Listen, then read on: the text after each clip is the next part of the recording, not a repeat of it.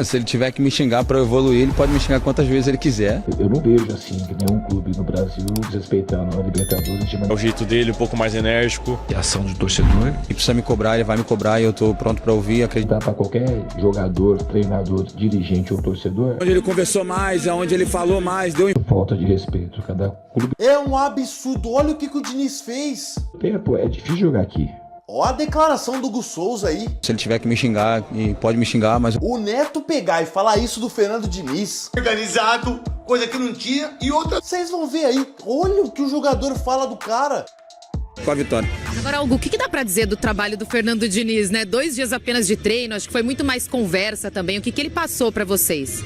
Bom, na verdade foram 2 dias só, né? É pouco tempo pra gente adaptar e entender as informações, mas é sempre mais tranquilo a gente conseguir trabalhar vencendo. Então, ao longo do tempo, ele vai conseguir botar as ideias dele dentro do jogo e a gente vai estar pronto para se adaptar e fazer o melhor. Hoje foi um jogo onde ele conversou mais, onde ele falou mais, deu informações, mas ele deixou muito claro que não seria para esse jogo que a gente conseguiria implementar tudo. Então a gente fez um jogo mais simples, um jogo onde a gente jogou dentro da onde o jogo pedia. E eu, com certeza, é um grande treinador, né? E a gente está muito empolgado para entender como ele trabalha e fazer tudo no melhor dele. se ele tiver que me xingar para eu evoluir, ele pode me xingar quantas vezes ele quiser, né? Eu vou entender sempre como uma cobrança para melhora, né? Todo treinador quer o melhor para o seu time, então se ele entende que precisa me cobrar, ele vai me cobrar e eu estou pronto para ouvir. Acredito que esse é o pensamento de todo mundo, né? Então se ele tiver que me xingar, e pode me xingar, mas eu vou crescer, eu vou evoluir com esse xingamento. Mas eu tenho certeza que ele quer o bem de todo mundo. Se mostrou um cara ser super do bem, mostrou ser um cara que vai estar junto com a gente em todas as ocasiões, seja ela boa ou ruim. Então a gente vai ouvir o que ele tem para passar, entender tudo de informação que ele tem, colocar dentro do campo e fazer o nosso melhor. Yuri, eu tava falando com o Hugo aqui desse jeito Fernando Diniz de ser, né? Então muitos vídeos viralizaram na internet e ser enérgico ali, a forma que ele fala com os jogadores. E o Hugo falou assim, se ele tiver que me xingar e eu evoluir, ele pode me xingar, tá liberado. Então eu queria que você falasse um pouquinho aí desse jeito dele. Essa mesma linha, né? A gente quer sempre evoluir, então a gente sabe que esse é o jeito dele, um pouco mais enérgico. Eu tive esse contato com ele apenas hoje no jogo, porque eu fiquei fora os últimos 2 treinos, eu vim direto pro jogo, né? Então eu creio que é um cara que vai nos ajudar bastante e se for para me ajudar dessa forma eu vou querer sim que ele me cobre bastante, porque querendo ou não, essas são as pessoas que te fazem evoluir, né? E eu respeito muito esse jeito dele aí. Sem mágoas. Sem mágoa, sem mágoa. Agora, presta atenção no que o Neto tá falando do Diniz. Eu não acreditei. Vamos lá então, que jogaço do Corinthians. Hugo Souza, pra mim, o craque perfil líder do Júnior, que fez 20 anos. E o Roberto, 81 gols, me passou. Fiquei orgulhoso de você, Roberto, que você passou o número de gols que eu fiz do Corinthians.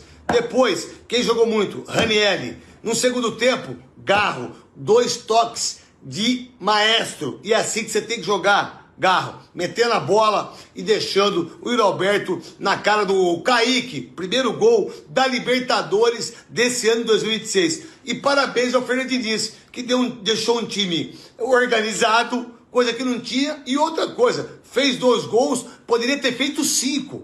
E aí, se preparando para enfrentar os caras, que é o Palmeiras, lá na Neoquímica Arena, com 50 mil pessoas. A estreia do Fernando Diniz e do Corinthians depois do primeiro jogo da Libertadores. Agora, um treinador do Corinthians falar isso aqui... Falta de respeito. Cada clube tem uma concepção, cada clube tem um elenco diferente do outro, que tem alguns clubes no Brasil que o primeiro time e o segundo time, eles se equivalem. Você tem a possibilidade de trocar e escolher os jogos, que não muda nada. Eu não vejo assim que nenhum clube no Brasil desrespeitando a Libertadores de maneira alguma, também porque o sonho de todo time brasileiro é a Libertadores. Se você perguntar para qualquer jogador, treinador, dirigente ou torcedor, qual o campeonato que você gostaria de ganhar no ano, aqueles que têm a chance de disputar a Libertadores, vai ser a Libertadores, é a Champions League da América. Então eu não vejo, muito pelo contrário, no Brasil todo mundo tem um respeito muito grande pela competição. Quando você chegou ali no banco de reservas, antes do jogo começar, você foi para dentro do gramado, passou a mão na grama e depois fez a tua oração. Isso é algo comum, tocar no gramado antes do jogo começar, ou não? Você queria ver como estava o estado do campo aqui do Platense? E depois, no primeiro tempo, só entender um pouquinho o que teve de dificuldade no primeiro tempo, o Corinthians chutar a primeira bola só aos 47 minutos do primeiro tempo, para ter no segundo tempo um jogo mais aberto em que o Corinthians consegue vencer. Desculpa se essa pergunta já foi feita, porque eu cheguei um pouco tarde. Não, acho que não foi feita. A primeira pergunta, um hábito que eu tenho, então não é por causa do gramado. E o primeiro tempo é difícil jogar aqui. E é um jogo de poucas finalizações para o jogo de hoje, sabe? O time também vive um momento que os jogadores ainda não estão totalmente confiantes e livres para tentar as jogadas que eles normalmente tentariam. E esse time é um time no campeonato, além de ter ganho o campeonato ano passado, é um time no aspecto defensivo, é um time que oferece muita pouca chance. É o time, acho que é a defesa menos vazada, a terceira menos vazada do campeonato argentino. Então ia ser difícil, no momento que a gente está vivendo, jogando fora de casa, estreia na casa do Platense, fazer um time com muitas finalizações. O jogo no total teve 6 finalizações para cada time só. É um número baixo. Teve um jogo muito truncado, muito difícil, com muito embate o tempo todo. Eu acho que a equipe está de parabéns sobre suportar o jogo e mereceu a vitória. Mas eu acho que o mais importante que você falou da torcida é o time se reconectar com a torcida, porque essa combinação é que vai fazer o Corinthians ficar muito forte. Respeitar o torcedor, a chateação do torcedor, que é justificável. E o torcedor também pode ter certeza que os jogadores trabalham muito e são muito dedicados, que às vezes as coisas não acontecem por motivos diversos, mas os jogadores estão se entregando ao máximo para que as vitórias elas voltem a acontecer de maneira pungente.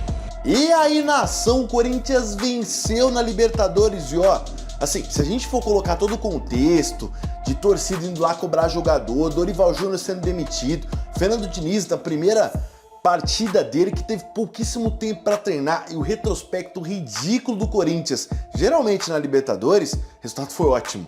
Foi ótimo pro Corinthians. Eu ainda acho que o Fernando Diniz não tem muito a cara do Corinthians. Eu acho assim, o Corinthians vencendo jogos como esse, beleza. Agora, quero ver o dia que o Corinthians tiver ali 5, 6, 10 oportunidades e sair o jogo perdendo. Com certeza o corintiano não vai gostar. O corintiano gosta de raça, muitas das vezes 1-0 tá bom. É aquele time que não aceita com que os jogadores não coloquem o pé em dividida. O Fernando Diniz tem um outro estilo de jogo, é um jogo mais... vai propor a posse da bola, vai propor o jogo, vai atacar, muitas das vezes, devido a tanto de finalização que tem, vai errar finalizações. O Corinthians tem um time melhor que o Vasco, então eu acho que o Fernando Diniz vai se aproveitar um pouco desse elenco do Corinthians, que não é ruim, como muita gente fala, mas assim, um treinador que não tem a cara do Corinthians. Agora, o que me surpreende muito é ver o Neto elogiando o Fernando Diniz. Acho que mais do que o Tite, o Fernando Diniz é o treinador que o Neto mais odeia na história da humanidade. Vamos ver, né? Tá dando aquela incentivada e tal, mas o Fernando Diniz, quando chega no clube, tem uma facilidade de colocar o time para vencer, muda um pouco o estilo de jogar, ensina algumas coisas para os jogadores e o grande desafio do Fernando Diniz vai ser, quando a equipe cair de rendimento, cair de produção, ele levantar essa equipe e de uma outra maneira, porque com o Fluminense não deu certo, não foi legal, com o Vasco também não, ele não conseguiu.